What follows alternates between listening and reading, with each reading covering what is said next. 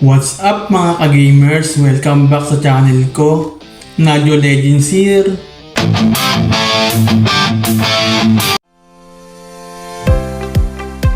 Kung bago ka lang sa Rohan 2 at hindi mo alam kung anong class ang pipiliin mo, then this video is for you.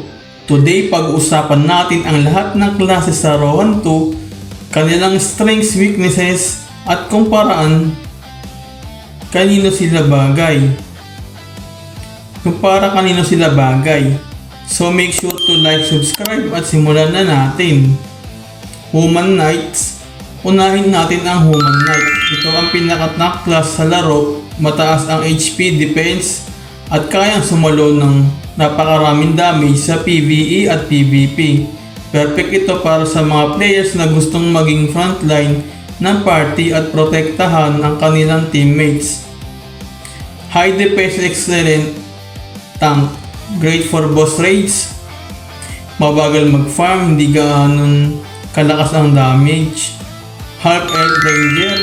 Next naman ang Half Elf Ranger, ito ang range physical damage dealer ng Rohan 2, mabilis umatake at kayang pumatay ng monsters mula sa malayong distansya. Maganda ito para sa solo farming at player na gusto ng fast-paced gameplay.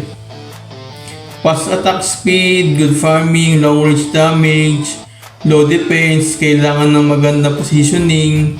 Dark Elf Wizard, sunod ang Dark Elf Wizard.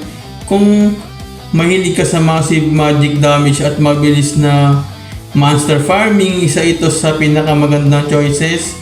Malalakas ang kanyang area of effect skills kaya mabilis mag-clear ng mobs. Excellent AoE damage, fast leveling, great farming speed, squishy, madaling matarget sa PvP. Dark Elf Warlock. Kung PvP naman ang usapan, kilala ang Warlock bilang isa sa mga pinakamalakas na classes. Mayroon itong courses, crowd control at burst magic damage na kayang magpahirap sa kalaban. Strong PvP, potential, powerful debuffs, high magic damage, mas mahirap gamitin, kailangan ng tamang skill timing. Deccan Dragon Fighter. Punta naman tayo sa Deccan Dragon Fighter. Isa itong bonus melee class na may mataas na damage at magandang survivability. Bagay ito sa players na gusto ng combination ng offense at defense. Strong damage, durable, good in PvP and PvE. Kailangan ng magandang gear para mag-shine. Deccan Dragon Sage. Ang Dragon Sage naman ay support at magic based class, mahiling ability, buffs at utility skills na mahalaga sa party. Team support, healing skills, useful in guild activities, hindi mataas ang damage output. Dan Assassin, para sa mga mahilig sa critical hits, nandyan ang Dan Assassin, mabilis, deadly at kayang magbigay ng napakalaking burst damage sa loob lamang ng ilang segundo. High critical damage, excellent PvP, fast movement, low defense, mahirap gamitin pa sa beginners. Best class recommendations, kung beginner ka, Ranger o Dragon Fighter. Kung gusto mo ng mabilis na farming, Dark Elf Wizard.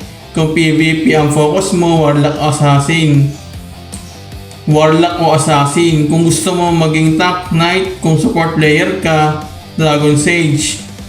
At ayan ang mga ka-gamers, iyon ang complete overview ng lahat ng klase sa Rohan 2. Comment below kung anong class ang ginagamit mo ngayon at kung alin ang favorite mo sa PvE o PvP.